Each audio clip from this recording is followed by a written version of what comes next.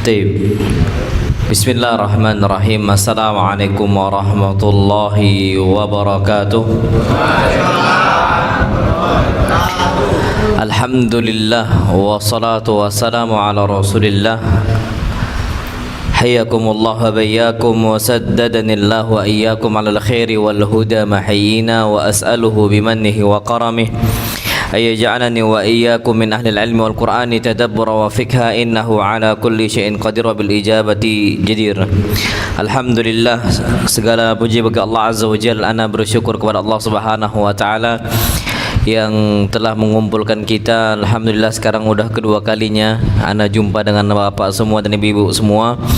Dan insyaallah Subhanahu wa taala di kesempatan kali ini kita akan membahas tentang bid'ah dan juga bahayanya. Ini agama telah sempurna, Allah Subhanahu wa taala sempurnakan dengan hikmahnya, dengan keputusan dari Allah Azza wa Jalla, maka tidak perlu lagi ada yang ditambah dan ada yang dikurangi. Sudah AA dan BB gitu. Nah, kemudian akhirnya setiap apa-apa saja yang diperbaharui yang bukan bagian dari agama Islam, tidak ada tuntunannya dari Allah Azza wa Jalla ataupun dari hadis-hadis Nabi kita Muhammad sallallahu alaihi wasallam, itulah masuk kepada bid'ah. Ini sebagaimana hadis Nabi kita Muhammad sallallahu alaihi wasallam bersabdakan, man ahdatsa fi amrina hadza, siapa yang memperbarui dalam agama kami ma laysa minhu, yang tidak ada asal usulnya dari agama kami, fahuwa rad, maka dia apa? Tertolak. Disebutkan oleh para ulama, al-muradu biqaulihi, yang dimaksudkan dengan sabda Nabi kita Muhammad sallallahu alaihi wasallam, ma laysa minhu, yang tidak ada asal usulnya dari agama kami, ay ma laysa lahu aslun fi syari'ati yurja' ilaih, dia tidak ada asal usulnya dari agama kami yang menjadi referensinya, yang kita pulang kepadanya. Tapi dalam agama, referensi kita itu kalau enggak qala Allah, ya qala Rasul. Allah berfirman, Nabi apa? Bersabda. Ini kalau enggak ada perkara yang yurja' ilaih, yang menjadi referensi kita dalam agama, ya ini firman Allah, sabda Nabi, maka apa? Dia tertolak. Sekarang kalau ternyata kita perbolehkan semua untuk memperbaharui tanpa ada asal usul dari dua ini, orang akan semua mengatakan apa yang dia sukai. Laqala man syaa ma syaa, orang yang hendak berbicara dia akan berbicara suka-suka dia. Dan akhirnya muncul hal-hal yang apa? Yang baru. Tapi kalau ada asal usulnya, walaupun di zaman Nabi memang belum ada, tapi ada asal usulnya, silahkan. Ini masuknya ke dalam kias. Masuknya ke dalam apa?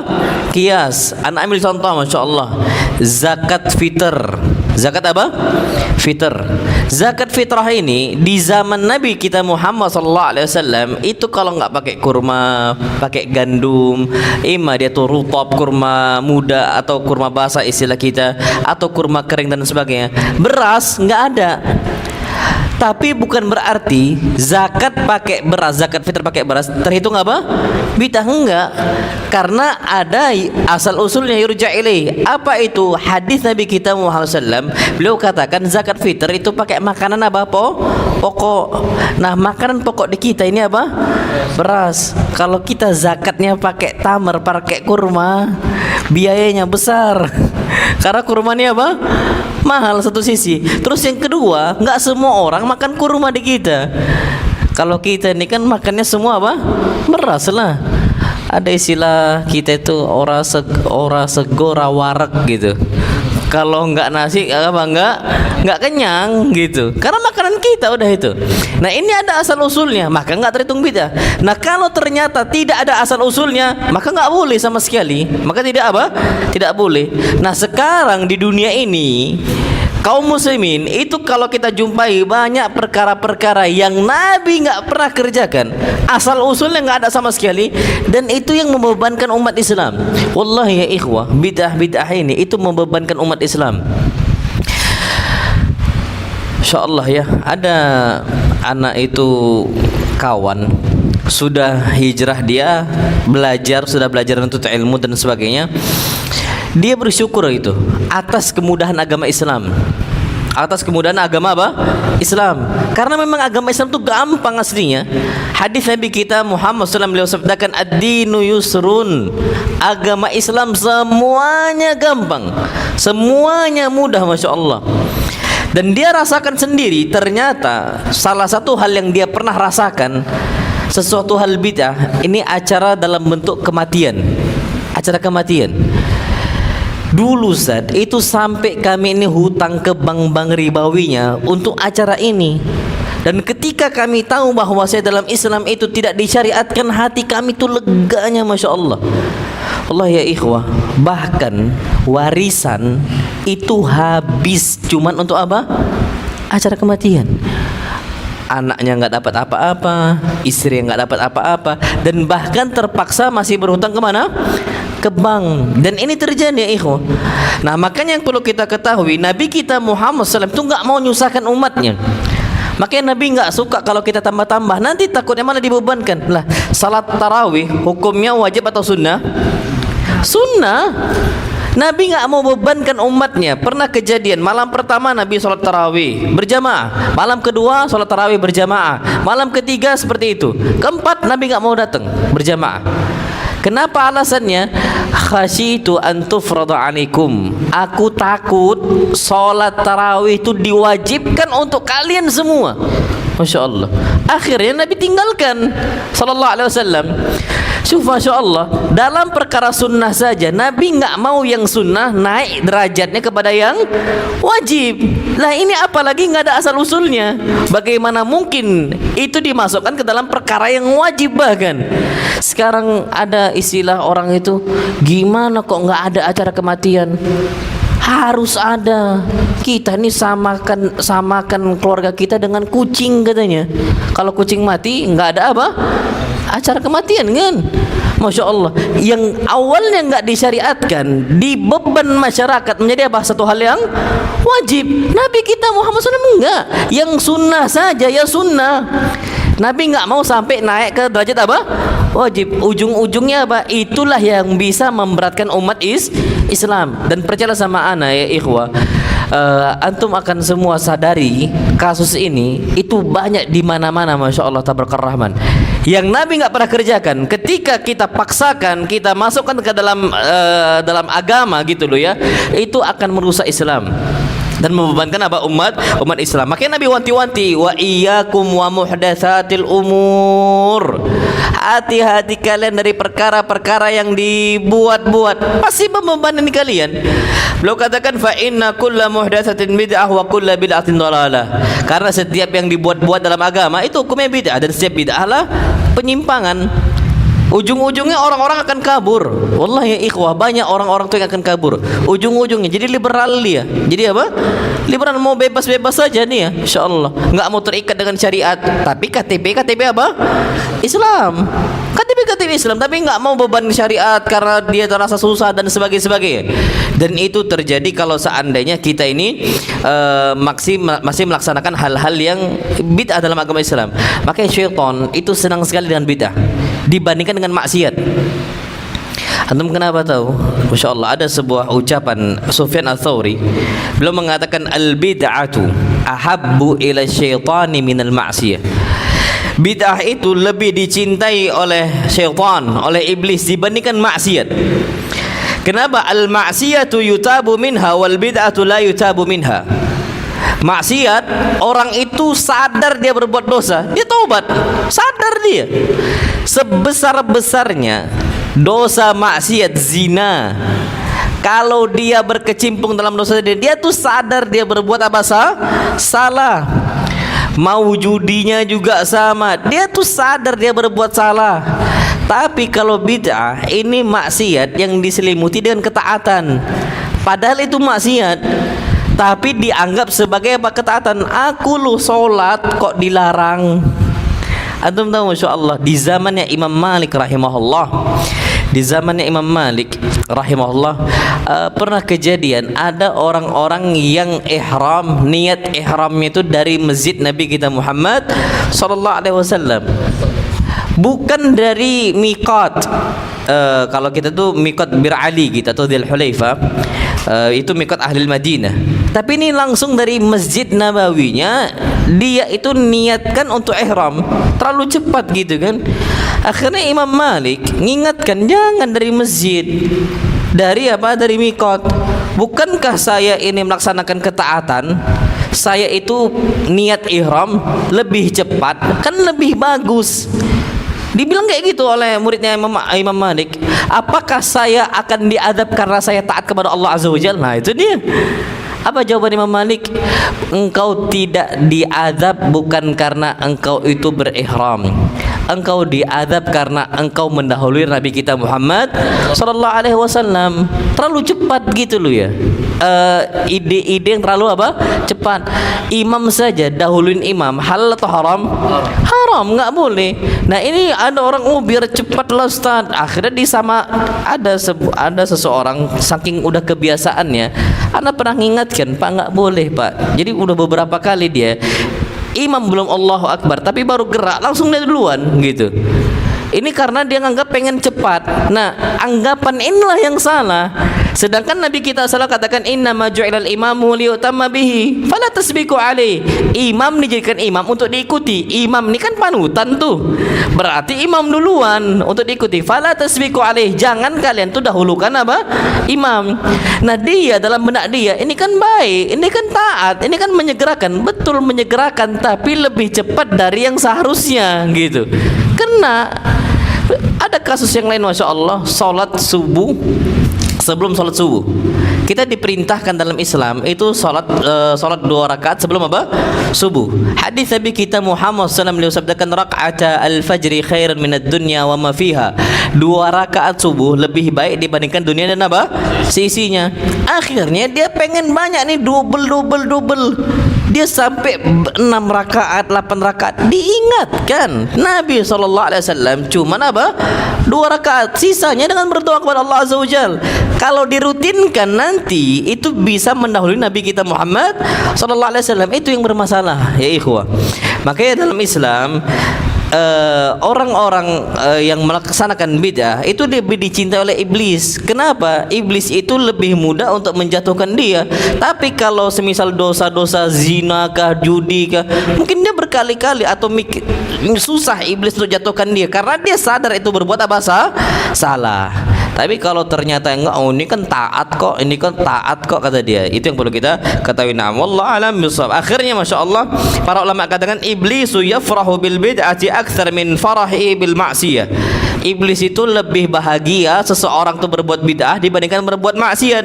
Li'annal mubtadi'a la yatubu fil ghalib. Karena biasanya para pelaku bid'ah, orang yang masih berbuat bid'ah, rata-rata itu enggak taubat dia. Rata-rata apa tidak? Tidak taubat, merasa benar dia. Idz ya'taqidu annama huwa alaihi haqqun wa ta'ah. Karena dia menyangka apa yang dia kerjakan ini benar dan ini ketaatan. Bal kullama izdadat bid'atuhu dhanna annahu izdada fid din. Setiap kali dia bertambah kebid'ahannya, dia bertambah apa? Ketaatannya, Masya Allah. Ini akhirnya merusak kebid'ahan ini. Enggak usah jauh-jauh deh, Masya Allah. Antum tahu ya ikhwah, rusaknya orang yang meninggalkan sholat pertama kali itu dari bid'ah awalnya. Orang nggak sholat lagi. Bid'ah apa itu? Bid'ah pembagian beberapa manusia ke beberapa tingkatan. Mereka bersemedi, mereka bertapa, mereka berusaha kenal dengan Rabbnya, berusaha dengan Allah Azza wa Jalla. Ada sebagian orang yang mengklaim kalau mereka sudah sampai derajatnya kepada ma'rifat, mereka nggak perlu apa? Sholat. Nabi nggak pernah ajarkan bersemedi. Katanya saya ini udah jumpa dengan Allah Azza wa Jal. Apa yang ada di tubuh saya ada Allah Azza wa Jal. Berarti saya nggak butuh sholat. Oh, ini terjadi ya ikhwah, terjadi. Bahkan Masya Allah di sebuah tempat itu di Sumatera, anak dapat cerita Ustaz, dulu anak ikut mereka ini. Bahkan anak itu dibaiat Ustaz, katanya. Anak itu dibaiat, itu anak dibacakan talqin la ilaha illallah, la ilaha illallah, la ilaha illallah sampai dimandikan, sampai diminumkan. Kata dia, anak nggak perlu sholat lagi karena semua la ilaha illallah itu udah ngalir di tubuh anak. Bayangin antum sampai seperti itu, enggak sholat lagi. Ini awalnya dari kebid'ahan-kebid'ahan, dan syaitan masuk di situ. Akhirnya mereka merasa bebas untuk apa? Tidak sholat. Lah, lebih tinggi derajat mana antara ini orang dengan Nabi kita Muhammad SAW? Nabi sampai meninggal masih sholat, sampai meninggal. Bahkan ketika Nabi sakaratul maut, Nabi SAW ditunggu oleh para sahabat untuk jadi imam bagi para sahabat Nabi kita Muhammad SAW. Akhirnya Nabi nggak kuat, pingsan lagi, bangun lagi, wudhu lagi, pingsan lagi, bangun lagi, wudhu lagi, pingsan lagi. Akhirnya apa kata Nabi kita Muhammad SAW?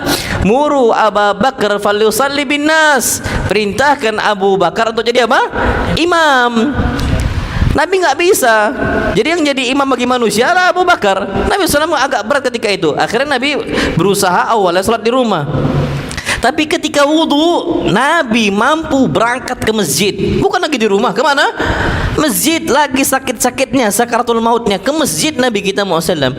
Akhirnya Nabi maju jadi imam, Abu Bakar dimundurkan saf belakangnya, Masya Allah, masuk ke saf. Ini menunjukkan Nabi sampai akhir hayatnya, sampai Nabi ingatkan umat Islam, asallan nas, apakah orang-orang sudah apa? Salat. Apakah orang sudah salat? As-salata salata wa ma malakat aimanukum, kata Nabi. Salat, salat, kata Nabi. Diingatkan. Nah, ketika muncul kebid'ahan, pembagian manusia beberapa tingkatan, sampai kalau udah ke ma'rifat, kan ada syariat, ada hakikat, dan juga ada apa? Ma'rifat dan sebagainya. Nah, kalau udah sampai ke derajat itu, nggak perlu lagi apa? Salat. Udah kenal dengan Allah Azza wa Jalla. Masya Allah, enak banget kayak gitu hidupnya, suka-suka dia. Ini muncul dari kebid'ahan-kebid'ahan, dan itulah yang diselingi oleh iblis. Orang-orang kayak gini susah taubatnya. Sampai dia mengatakan, yang sudah hijrah nih, sampai mengatakan, itulah kami saat ngikuti hawa nafsu, katanya. Tapi dibalut dengan apa? Agama. Dibalut dengan apa? Dengan agama. Dan ini yang disenangi oleh iblis. Nah, kalau udah seperti itu, nggak akan diterima amal kita. Kata Nabi, fahuwa raddun. Setiap amal yang kita kerjakan nggak pernah ada landasannya dalam agama, maka dia tertolak. Dan itu semua tertolak. Mau apapun, udahlah capek kita, ternyata apa? Ditolak oleh Allah Azza wa Jal. Makanya Nabi ingatkan dalam hadisnya, setiap kali khutbah, setiap kali apa? Khutbah. Setiap Nabi ngisi kajian, setiap kali Nabi khutbah Jumat, Nabi selalu mengingatkan amma ba'd. Adapun setelah ini, jadi amma ba'd itu adapun setelah ini. Jadi Nabi sampaikan muqaddimah, amma ba'd. Sebelum masuk ke isi tema khutbah, Nabi katakan, fa inna khairal hadithi kitabullah wa khairal huda huda nabiyina Muhammadin sallallahu alaihi wasallam wa syarral umuri muhdatsatuha, kata Nabi. Ingatlah oleh kalian semua. Ini setiap kali Nabi ngisi kajian. Wa syarral umuri muhdatsatuha, setiap apa-apa yang diperbarui itulah yang paling buruk, masyaallah. Perkara yang paling buruk yang dibuat-buat, kata Nabi sallallahu alaihi wasallam, fa inna kulla muhdatsatin bid'ah wa kulla bid'atin dhalalah wa kulla dhalalatin finnar. Setiap apa yang diperbaharui hukumnya adalah bid'ah, dan setiap kebid'ahan adalah kesesatan, dan setiap kesesatan ujung-ujungnya kemana? Ke api neraka.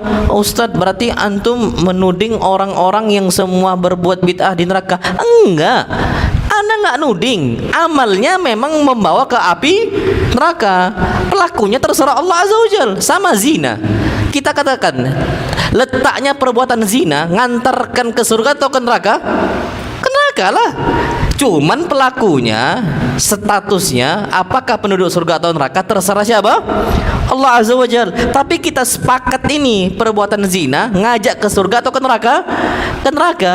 Judi juga sama. Kita nggak mungkin, oh enggak lah, nggak boleh lah bilang zina ini ngantarkan ke neraka. Belum tentu, siapa tahu dia masuk apa? Surga. Memang betul, belum tentu, terserah Allah Azza wa Jalla. Tapi semua sepakat amal ini yang menyebabkan orang masuk apa? Neraka, termasuk kebid'ahan. Termasuk apa? Kebid'ahan. Ini kata Nabi sallallahu alaihi wasallam, fa inna kulla bid'atin dhalalah wa kullu dhalalatin finnar. Setiap yang menyimpang itu akan membawa kita ke neraka.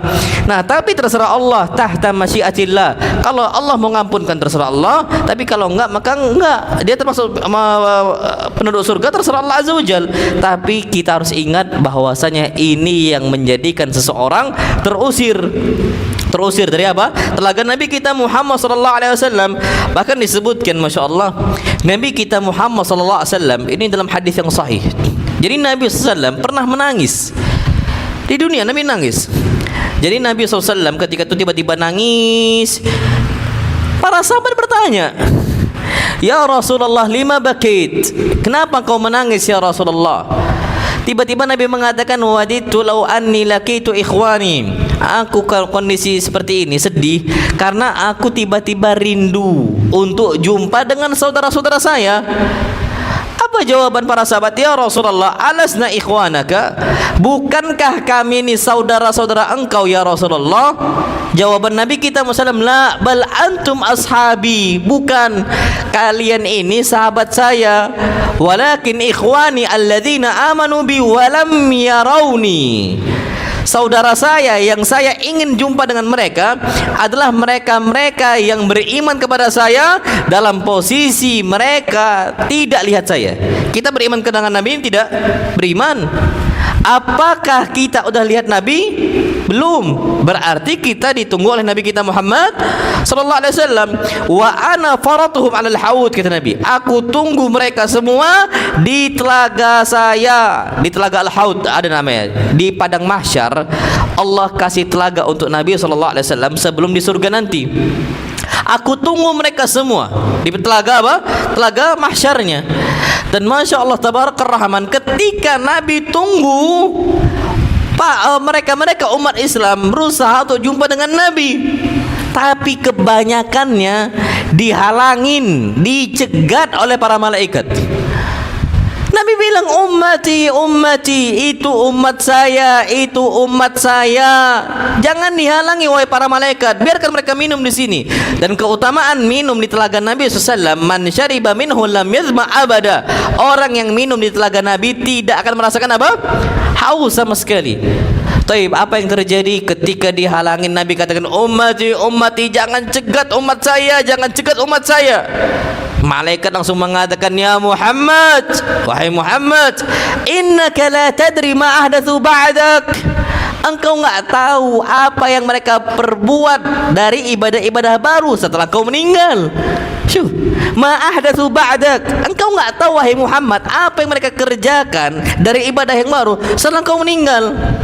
Ketika Nabi tahu, oh berarti berbuat apa? Bid'ah. Nabi katakan, "Sohkan, sohkan, jauhkan mereka dari saya."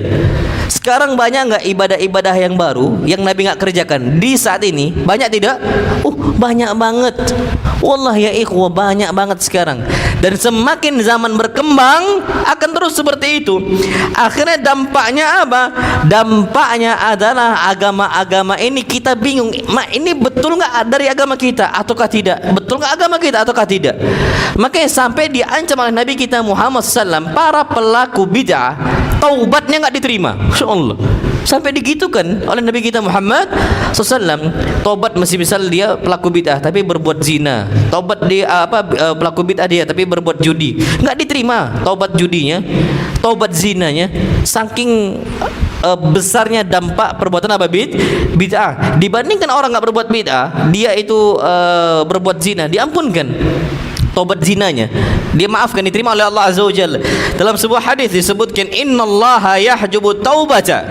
Sesungguhnya Allah akan menutup pintu taubat an kulli sahibi bid'atin, dari setiap pelaku kebid'ahan, hatta yada'a bid'atahu, sampai dia tinggalkan kebid'ahannya. Hadis Nabi kita Muhammad SAW dalam riwayat At-Tabrani. Kalau dia tinggalkan kebid'ahannya, dia berzina semisal, atau dia berminum khamr, ataukah dia judi, diterima taubatnya. Tapi kalau masih dia berbuat bid'ah, sebesar apapun kondisi dia, penyesalan dia dan sebagainya, tapi masih kerjakan kebid'ahan, nggak diterima oleh Allah Azza wa Jalla. Dalam hadis-hadis yang sahih, makanya disebutkan, Masya Allah Tabarakar Rahman, jangan sampai kita ini berbuat kebid'ahan. Para ulama katakan, "Man asgha bi udhunihi ila sahibi bid'atin." Barang siapa yang memasang telinganya untuk mendengarkan para pelaku bid'ah, faqad kharaja min ismatillahi wa wakala ila nafsihi. Dia telah keluar dari lindungan Allah Azza wa Jal, dan dia akan diserahkan kepada diri dia sendiri. Maksudnya Allah enggak lindungi lagi. Sebabnya tadi taubatnya Allah enggak terima. Udah, dia Allah jadikan dia ini ngurus diri dia sendiri. Sedangkan kalau kita diserahkan urusan kita kepada diri kita sendiri, nggak akan bisa kita. Jangankan ngurus masa depan, ngurus sekarang aja kita nggak bisa kecuali bantuan dari Allah Azza wa Jal. Kalau Allah suruh kita jaga diri kita sendiri, nggak akan bisa. Maka Allah firmankan, "Fallahu khairun hafidha." Allah sebaik-baik penjaga. Nggak usah jauh-jauh, kita tidur, Allah nggak lindungi kita. Semisal jantung ini mati, ini jantung ini nggak akan berdetak lagi kalau memang Allah serahkan jantung ini kepada diri kita. Allah nggak mau lindungi lagi. Udah diingatkan oleh Allah, disampaikan oleh Allah Azza wa Jalla, oleh Nabi kita Muhammad sallallahu alaihi wasallam. Ternyata masih seperti itu, sudah. Makanya jangan sampai kita ini berani membuat syariat, akhirnya itu dipatuhi. Dan orang-orang, masya Allah, yang mentaati fulan, yang mentaati alan, mentaati A, B dan C, dan dia tinggalkan mentaati Rasul, seakan-akan kita jadikan A, B dan C ini sebagai Tuhan. Ini Allah yang firmankan. Allah katakan, amlahum syuraka, apakah mereka ini memiliki sekutu-sekutu Tuhan-Tuhan yang disembah? Syara'u lahum minad dini ma lam ya'dan bihillah, yang mana sekutu-sekutu Tuhan-Tuhan mereka yang mereka taati itu mensyariatkan ibadah yang Allah nggak izinkan gitu loh. Dalam salat, apa kata Nabi? Sallu kama ra'aitumuni usolli. Salatlah kalian sebagaimana kalian lihat kami salat, lihat saya salat. Selesai. Ternyata ada orang salat tuh nambah-nambah. Allahu akbar. Nama-nama terserah dia, semisal. Tapi apa kata Allah? Amlahum syuraka, apakah mereka memiliki Tuhan-Tuhan?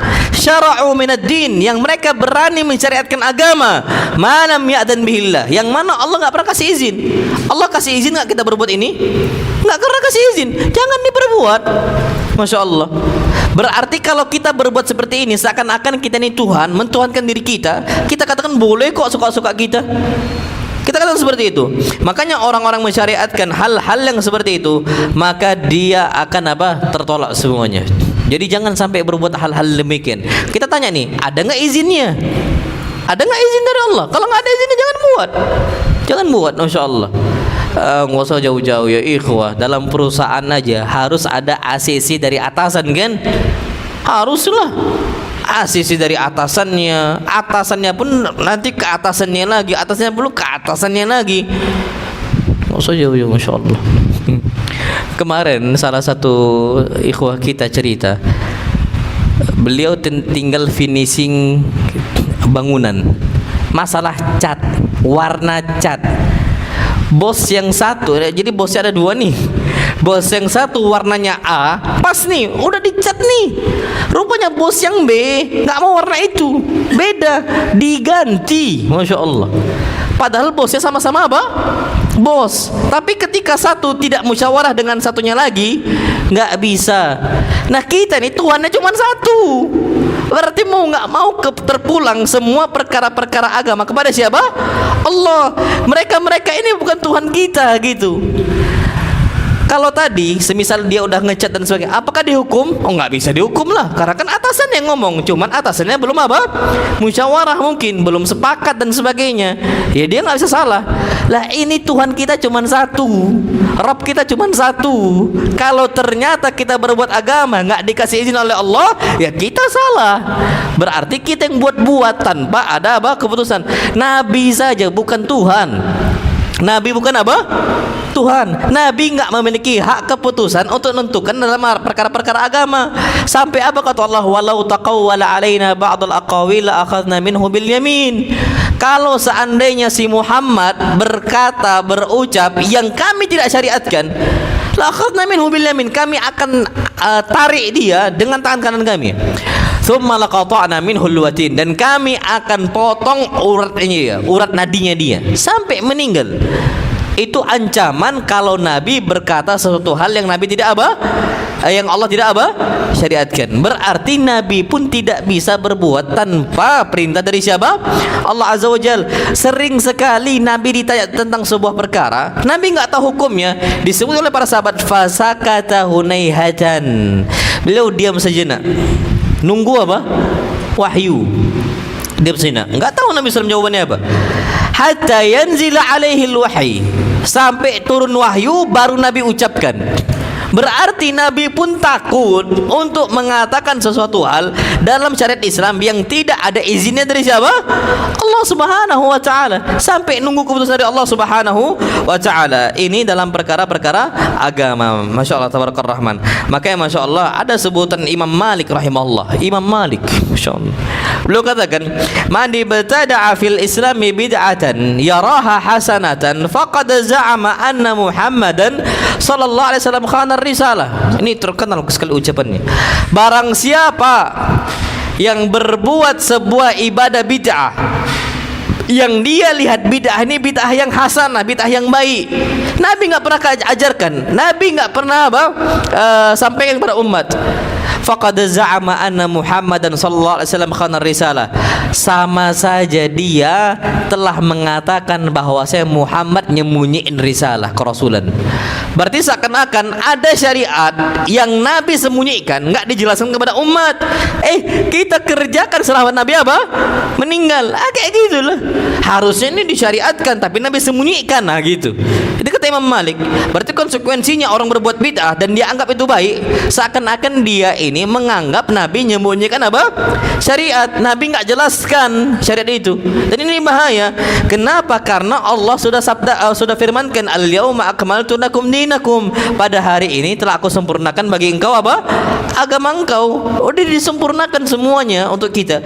Berarti kalau ternyata ada hal yang Nabi nggak kerjakan, kita kerjakan dan kita anggap itu baik, berarti seakan-akan kita mengklaim Nabi itu menyembunyikan apa? Syariat. Dan ini kan bahaya banget berarti. Klaim konsekuensi yang terlalu apa? Berbahaya. Makanya disebutkan oleh Al-Imam Ibnu Katsir rahimahullah dalam kitab beliau, ini madhabnya Syafi'i, Ibnu Katsir, murid Al-Imam Taimiyah rahimahullah, beliau katakan, "Lau kana khairan la sabaquna ilai." Kalau memang perbuatan yang kita kerjakan ini baik, harusnya yang pertama kali kerjakan bukan kita, tapi siapa? Rasulullah SAW. Harusnya gitu. Apa yang kita kerjakan nih sekarang, kalau memang betul ini baik, kalau memang betul ini indah, kalau memang betul disyariatkan, yang pertama kali kerjakan bukan kita, wallahi bukan kita, tapi siapa? Rasul. Masa iya Nabi kalah dibandingkan kita? Masa iya kita lebih semangat beribadah dibandingkan Nabi kita Muhammad SAW? Siapa yang bisa mengalahkan semangat Nabi dalam beribadah? Siapa yang bisa mengalahkan semangat Nabi SAW mengalahkan sahabat Nabi dalam apa? Dalam beramal saleh? Enggak akan ada. Ini disebutkan oleh para ulama. Wallahu alam bissawab. Jadi ketika seseorang itu mengatakan bahwasanya ada ibadah-ibadah yang tidak Nabi kerjakan, tapi dia katakan ini bagus, ini indah, itu sama saya kita ini mengklaim Nabi telah berbuat apa? Menyembunyikan apa? Kerisalahan atau kerasulan syariat. Wallahu alam bissawab. Makanya disebutkan oleh Ibn Mas'ud, terus apa posisi untuk kita? Beliau katakan, ittabi'u wa la tabtadi'u faqad kufitum. Cukup ikuti Nabi, jangan buat ibadah baru. Faqad kufitum, semua udah cukup, Masya Allah. Nggak perlu ada hal-hal lagi yang dibuat-buat. Ini kata Ibnu Mas'ud. Ini Ibnu Mas'ud yang mengatakan ada sebuah kasus di zaman sahabat Nabi kita Muhammad sallallahu alaihi wasallam, sebuah kaum berzikir. Sebuah kaum apa? Berzikir. Tapi zikirnya ini pakai hitungan batu. Jadi ada batu nih, semisal ada batu dibuat semisal 100 atau 33. Ini batu nih dijejerkan. Diambil subhanallah, subhanallah, subhanallah, subhanallah, subhanallah. Diambil kayak gitu insyaallah. Di zaman sahabat Ibn Mas'ud itu kondisinya kecewa. Kenapa pakai batu? Bukankah qad kufitum? Kalian udah dicukupkan dengan adanya apa? Jari. Sampai Ibn Mas'ud itu takut nanti suatu saat hitungan cara seperti ini dianggap syariat Nabi kita Muhammad sallallahu alaihi wasallam, dianggap ibadah atau dianggap tradisi. Bahkan nggak sampai situ saja. Perkara ini semakin berkembang. Batu ini nggak dipakai zikir, tapi dianggap keramat. Dianggap apa? Keramat. Antum silakan aja. Dan kata para ulama, semisal Syekh Ibnu Utsaimin, boleh kok zikir kalau memudahkan kita. Pakai batu tuh kata Syekh Ibnu Utsaimin boleh. Kalau untuk memudahkan, itu bukan, tapi bukan ritual. Pakai ini tuh nggak dihitung pahala. Pakai apa? Batu nggak dihitung pahala, tapi dampaknya bisa besar. Dianggap cara seperti ini cara Nabi kita Muhammad SAW. Kalau cuma dianggap wasilah nggak apa-apa. Kalau dianggap wasilah cuma memudahkan saja. Tapi ini kan tatawwar al-amr, perkara ini semakin berkembang. Apa berkembangnya? Orang nganggap batu ini sebagai apa? Keramat, sebagai keramat. Dan terbukti orang beli biji-biji itu tasbih itu bukan untuk dipakai untuk zikir, tapi dipakai untuk jimat. Dipakai untuk apa? Jimat. Dipakaikan di gelang, dijadikan di gelang lengan tangan dan sebagainya dan seterusnya. Dan ini kan semakin berkembang, semakin apa berkembang sampai masya Allah ya ikhwah, antum tahu Ustadz Yasir, dosen kami, beliau menyampaikan masya Allah sampai masalah sutroh kayu sutroh. Beliau tuh kurang setuju sama kayu sutroh. Kita kalau sholat cukup cari tembok untuk jadi sutroh, atau punggung kawan jadi sutroh, atau apa tas jadi sutroh, atau dinding, terserah, bebas tembok. Beliau kurang setuju, bukan berarti nggak boleh, tapi kurang setuju kalau ada kayu apa sutroh. Antum tahu alasannya apa? Takutnya jadikan keramat. Terbukti kayu ini kayaknya terlalu disucikan di sebuah tempat. Itu kalau ada anak-anak kecil nginjak kayu sutroh, marah DKM-nya. Padahal ini kayu biasa kan? Kayu biasa, tapi diinjak itu kayak suci banget gitu. Padahal kayu biasa. Nah inilah iblis itu selalu mengembangkan khurafat yang ada. Jadi dianggap suci, padahal enggak, kayak kayu biasa. Antum injak pun nggak ada masalah. Kok orang kayu kok nggak ada apa-apa. Tapi terbukti ya ikhwah, iblis itu akan masuk dalam perkara-perkara ibadah dan seterusnya. Padahal sutroh itu dianjurkan tidak? Dianjurkan.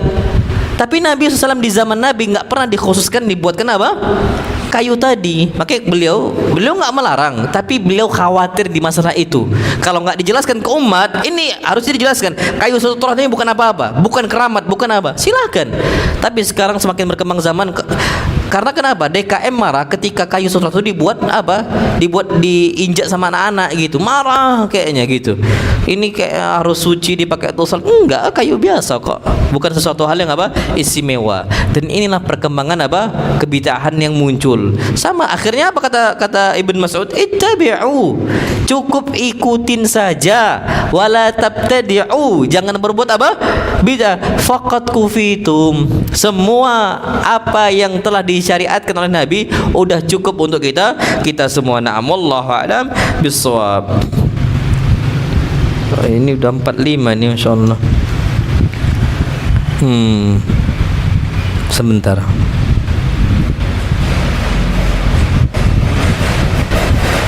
Taib, terakhir di sini ya ikhwah, ana mau sampaikan karena waktu kita cuma sampai 40 menit tadi disampaikan karena terakhir, kalau ada orang masih berbuat bid'ah, kita ingkari dengan hikmah, dengan sikap yang bijak, yang baik. Kata-kata yang santun, kata-kata yang baik, kita coba nyampaikan kepada dia pakai logika. Pakai apa? Pakai logika. Insya Allah nanti dia akan sadar gitu loh ya. Iya, ternyata bid'ah ini berat, susah, dan nggak masuk. Di kita tuh nggak masuk memang, masya Allah. Dan udah banyak kok fakta-faktanya. Kita nih karena belum ngalamin. Kalau keluarga kita udah ngalamin kondisi bid'ah ini berat, kita akan sadar. Oh iya, memang berat ya gitu. Dan kita betul-betul sadar, oh ternyata ketenangan itu ada ketika mengikuti sunnah Nabi kita Muhammad SAW. Tapi kalau dia belum menerima nasihat kita, nggak apa-apa. Nggak apa-apa. Karena kata Allah Azza wa Jalla dalam Al-Quran Karim, la ikraha fid din. Tidak ada paksaan dalam apa? Beragama. Sudah sampaikan aja. Bukankah Nabi kita Muhammad SAW diperintahkan cuman hanya menyampaikan? Urusan hati terserah Allah Azza wa Jalla. Jadi nggak perlu marah-marah kita.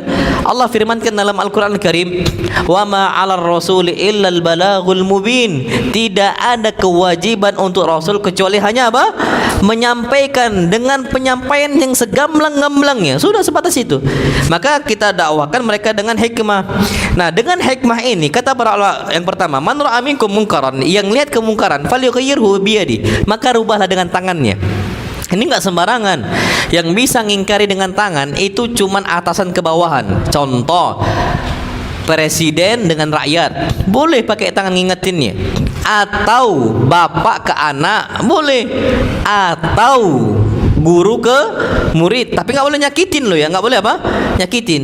Nah kalau kita nggak mampu, maka apa? Rubahlah fabilisanihi, dengan apa? Lisannya. Contoh, ada kemungkaran, tetangga yang ngerjakan gitu.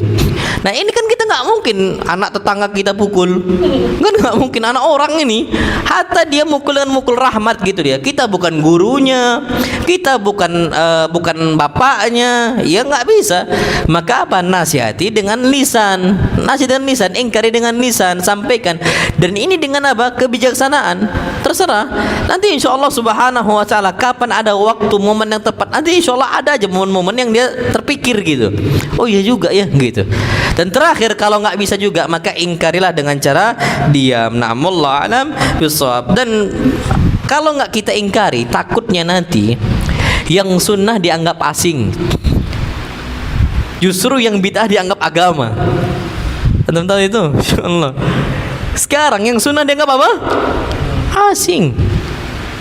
Yang bid'ah dianggap agama. Dan ini terjadi.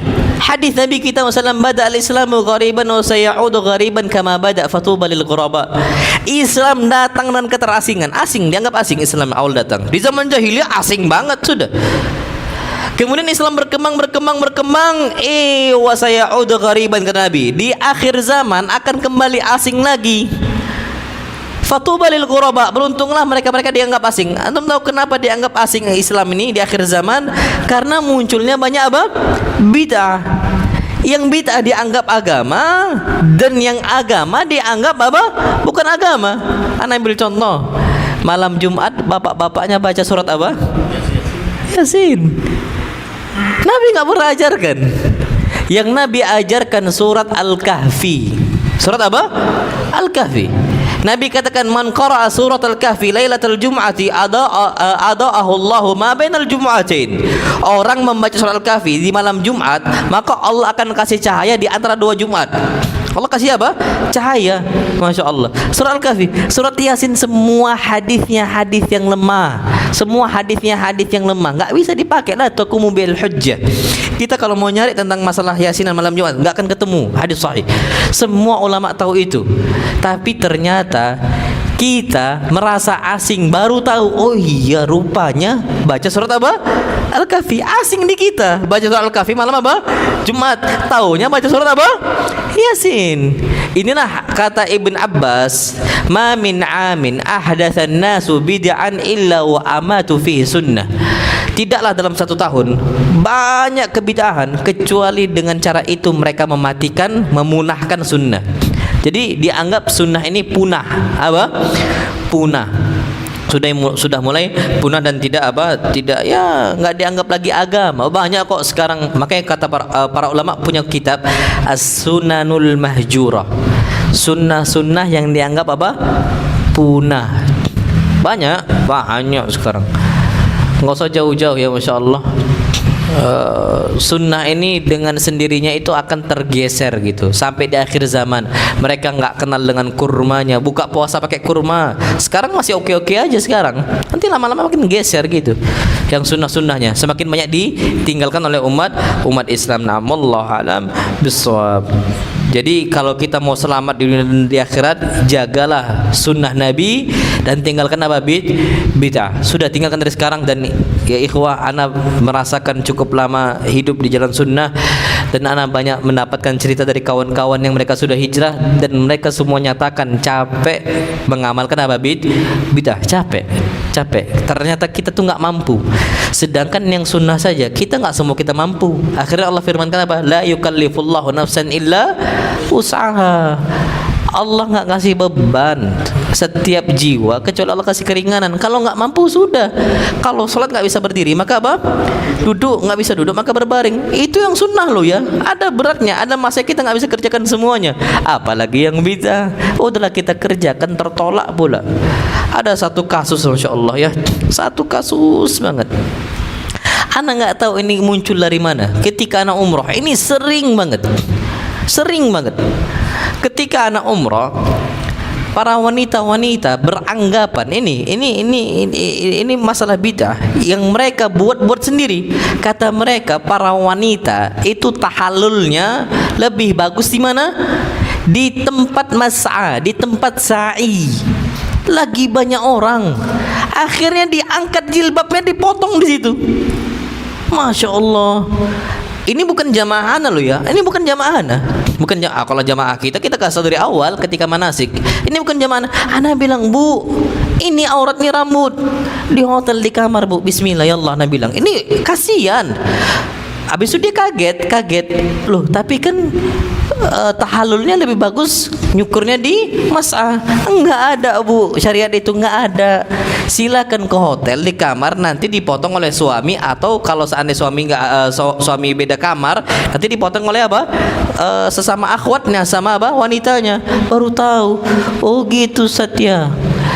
Ana enggak tahu ini keyakinan ini muncul dari mana. Muncul dari mana kita nggak tahu, tapi itu sudah dianggap syariat. Kalau antum pernah umrah, mungkin antum sadarkan itu mereka banyak yang nyukur rambutnya di mana? Di mas'ah. Wallahi ya ikhwan, nampak rambutnya. Kita punya ghirah, walaupun kita punya kecemburuan, walaupun ini bukan jamaah kita loh ya. Kasihan banget gitu umrah terpaksa dibuka apa?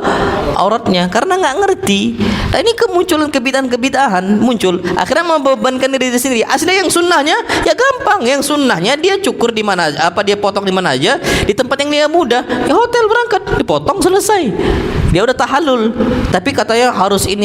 Nah, inilah kebid'ahan yang memberatkan umat Islam. Namullah alam bisawab. Waktu kita sudah habis. Insyaallah SWT kita cukup sampai sini. Yang benar datangnya mutlak dari Allah Azza wa Jalla, dan yang salah datangnya dari anak pribadi dan syaitan, dan anak berlindung dari kesalahan tersebut. Ada pertanyaan enggak, Pak Afwan? Ada ya? Oh, enggak ada. Baik, kita cukup sampai sini. Subhanakallahumma wa bihamdika asyhadu an la ilaha illa anta astaghfiruka wa atubu ilaik. Assalamualaikum warahmatullahi wabarakatuh. Ibu katanya ada yang mau bertanya. Jadi bapak-bapak kita kasih ibu-ibu dulu, ladies first. Kita kan ditumbalin kan. Jadi apa? Jadi tumbal kita. Fadhal ibu, kalau ada mau bertanya, fadhal. Assalamualaikum warahmatullahi wabarakatuh.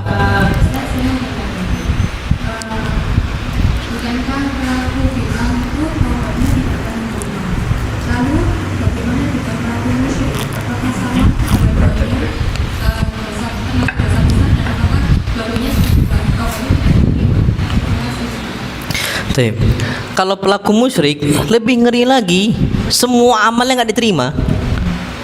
Kalau pelaku bid'ah, dia itu nggak diterima, cuman amal yang dia buat bid'ahnya aja. Pelaku bid'ah dia sedekah, diterima nggak sedekahnya? Diterima. Yang penting dia itu beribadah yang nggak ada bid'ahnya, dia pasti diterima. Cuman kalau dia masih kerjakan kebid'ahan, kalau dia berbuat dosa, semisal dia berbuat B, maksiat, nggak diterima dosa, nggak diterima taubat dia. Kenapa? Karena masih berbuat apa? Bid'ah. Nah, kalau syirik, semua ibadah itu nggak diterima. Semua ibadah nggak diterima, makanya taubatnya dia ya percuma. Apa yang dia mau taubatkan? Karena dia belum masuk Islam. Orang berbuat syirik ini bukan Islam. Orang berbuat syirik bukan apa? Bukan Islam. Nggak ada ceritanya orang Islam masih minta kepada selain Allah Subhanahu wa Ta'ala, datang ke dukun, minta kepada setan, minta kepada iblis pesugihannya biar jadi wong kaya, wong sugih gitu loh ya. Nggak bisa, dia telah berbuat syirik. Nah, orang kayak gini dia mau taubat, apa yang mau ditaubatkan? Kalau pelaku bid'ah dia masih muslim selama bid'ahnya tidak mengeluarkan dia dari agama Islam.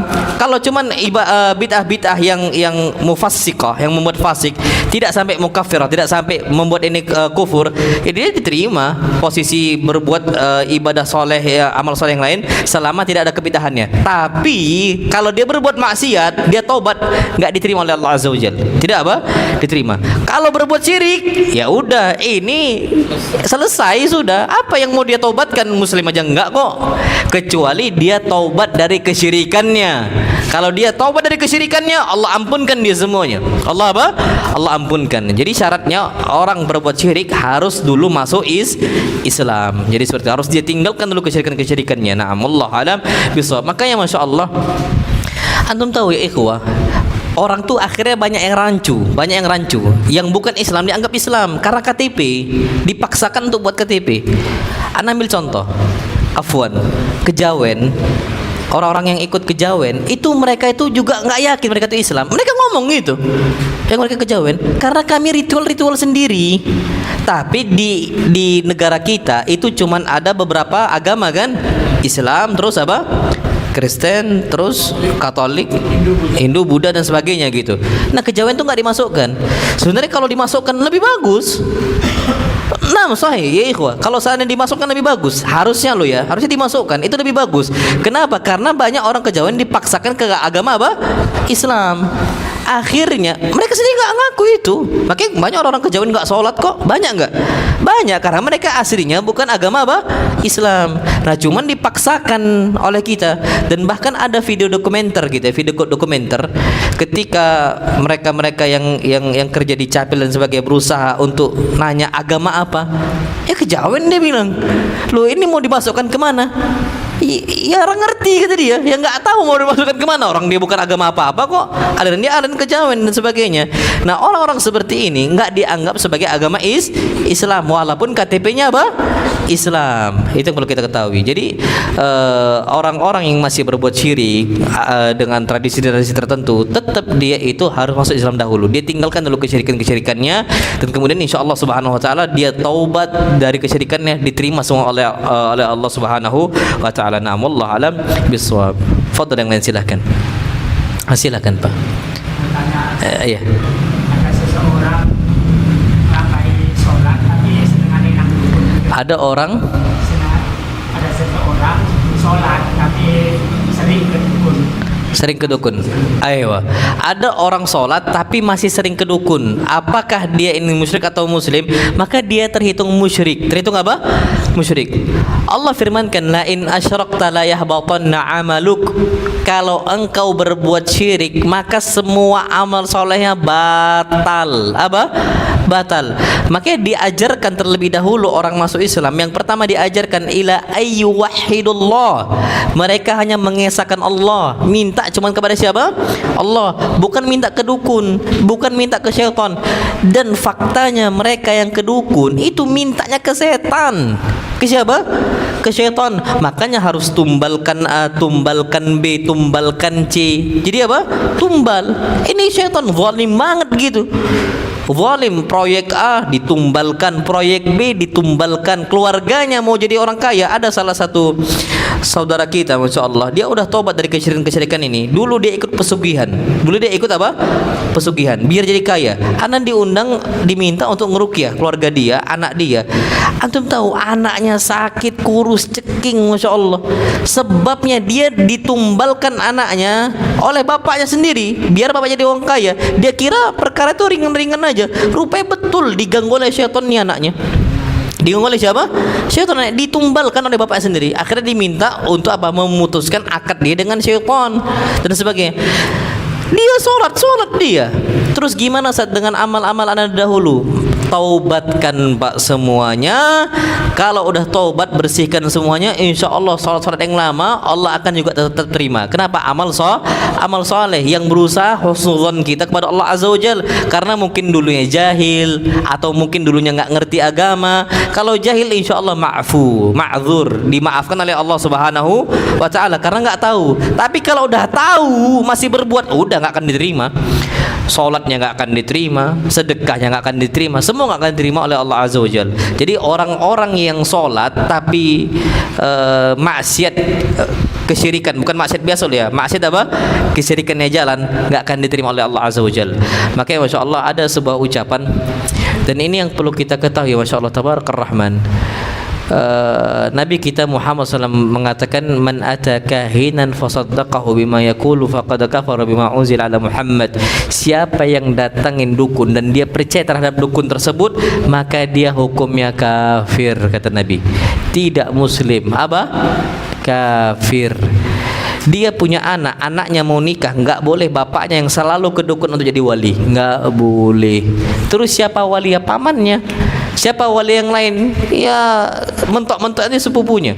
Bisa kakaknya, saudaranya atau pamannya, mentok nanti sampai sepupu. Enggak ada juga sepupu, berarti hakim yang jadi apa? Wali. Karena ketika itu bapaknya masih berbuat syirik kepada Allah Subhanahu wa taala. Jadi seperti itu, Pak. Nah, wallahu alam. Fadhal yang lain silahkan. Kalau ada. Sudah ya, tapi kita tutup sampai sini. Yang benar datang dari Allah Azza wa Jalla, yang salah datang dari anak pribadi syaitan, dan kita beri kesalahan tersebut. Subhanakallahumma bihamdika asyhadu an la ilaha illa anta astaghfiruka wa atubu ilaik. Assalamualaikum warahmatullahi wabarakatuh.